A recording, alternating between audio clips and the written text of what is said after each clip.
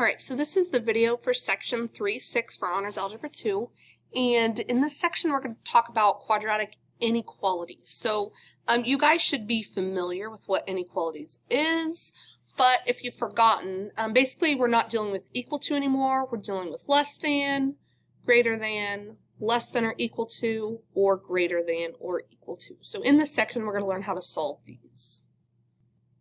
Alright, so if we look at example 1a, we're given this equation. Okay, so y is less than negative x squared minus 2x minus 1.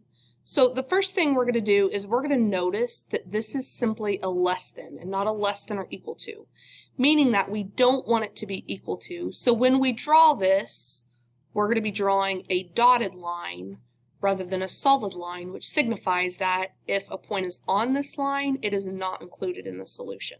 Okay, now if it were less than or less than or equal to or greater than or equal to, that's when we would draw a solid line. But less than or greater than, it's a dotted line.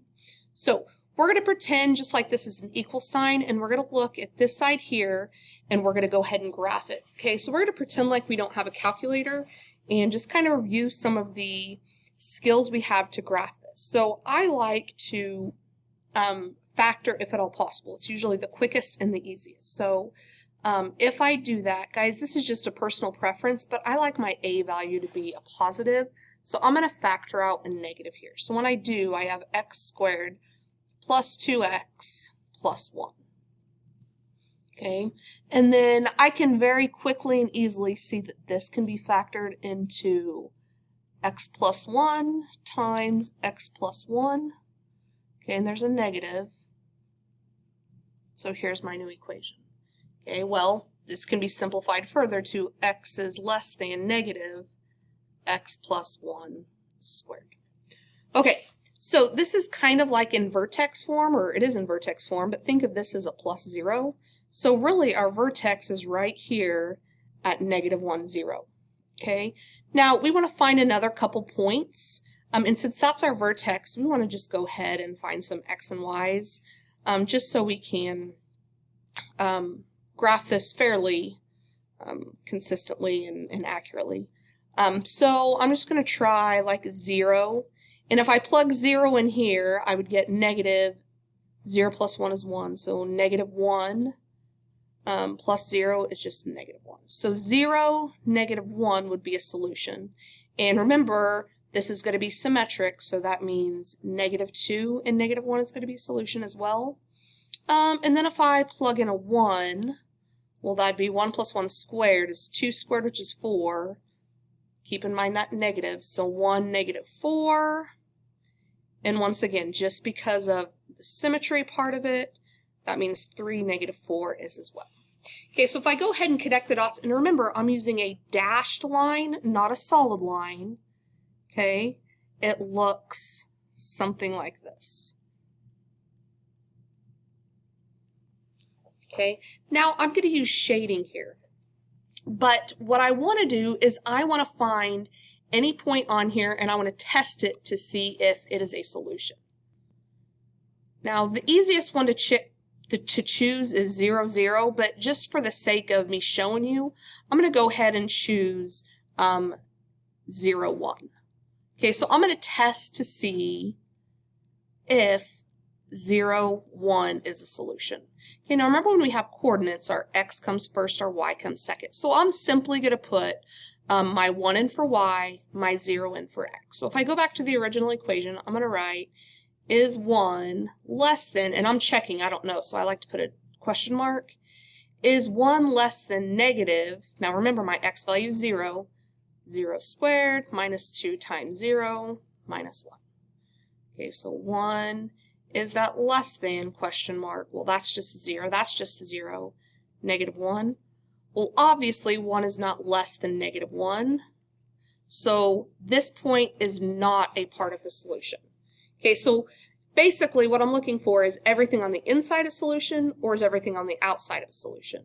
Now, because 0, 1 is on the outside of this parabola and it is not a solution, that means every point on the outside is not a solution, which means that everything on the inside is. So I'm going to shade this right here. Okay, now just to be clear, that means that any point that I have shaded will be a solution to this equation right here. So if I pick, I don't know, here's 0, -3. Notice 0, -3 is shaded.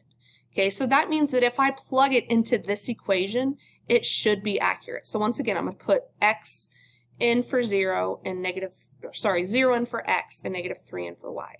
So I would get -3 is less than -0 squared minus 2 times 0 minus 1. So -3 is less than, well, that's 0, 0 is -1.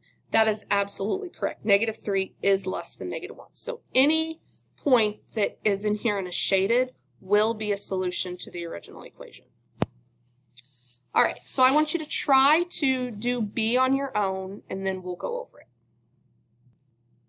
So go ahead and pause it, try it, and then we'll come back. All right, so if we look at this, first of all, I notice this is a greater than or equal to sign, signifying that I will have a solid line when I draw the parabola, not a dotted line. Okay, so very quickly, I just pulled out the negative because I like a positive a value. You don't have to.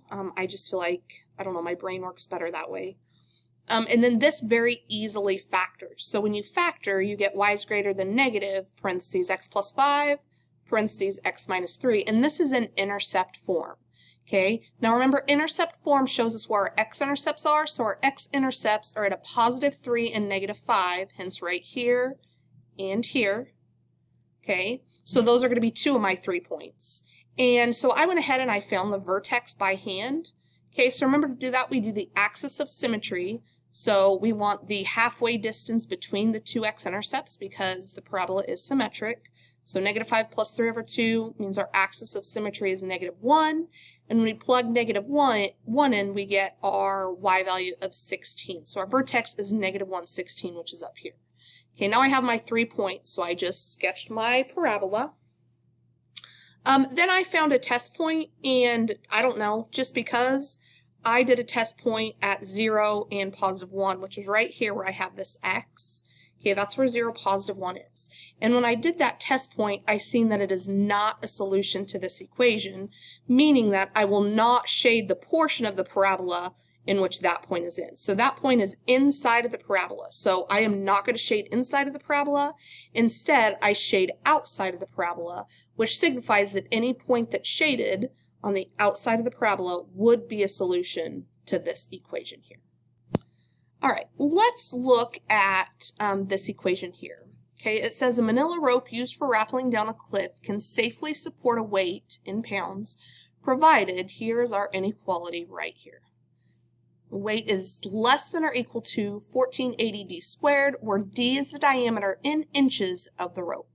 Okay, so first we want to graph the inequality and interpret the solution. Okay, guys, I'm just going to make kind of a chart so I can graph it. And I notice below I just go by 0.51. So I'm just going to check 0, 0.5, 1, 1.5, and 2. Okay, and if I put each of these into this equation, obviously if d is 0, then my y, or I guess I could do d and w if you want, is going to be 0. If I plug in 0.5, I get 370. If I plug in 1, I get 1480. 1.5, I get 3330. And if I plug in 2, I get 5920. Okay, so if I go and I plot these points, so 0, 0, 0.5, and I don't know, 370 is right there. 1 and 1480 is about right there. 1.5 and, okay. And then, yeah, 2 is going to be off the chart. So if I just connect the dots, and this is a less than or equal to, so I'm going to have a solid line. So it would be something like this. Okay, here's my parabola. Now, I want to do shaded regions because, once again, we have an equality. So I'm just going to pick, I don't know, 0.5 and 1,000. So I'm going to check 0.5. Actually, I'm not going to do that one. I'm going to do, let's do let's do 1, 500, just because it's going to be a lot easier to put in 1. Okay, so this is my D, or my X, this is my W. So if I plug this in, I say, is 500 less than or equal to 1480? My D is 1 squared. See, that was a lot easier than a half. So 500 is less than or equal to 1480. Yes, that is true, meaning that I did not do this point, meaning that this point right here that I just checked is a solution. So I'm not going to shade inside the parabola, but I'm going to shade outside the parabola. Okay, so all this in here would be a solution. Okay, so when it says graph the inequality, I just graphed it, interpret the solution. So the solution would be, in context of this problem, any rope, comma, weight combination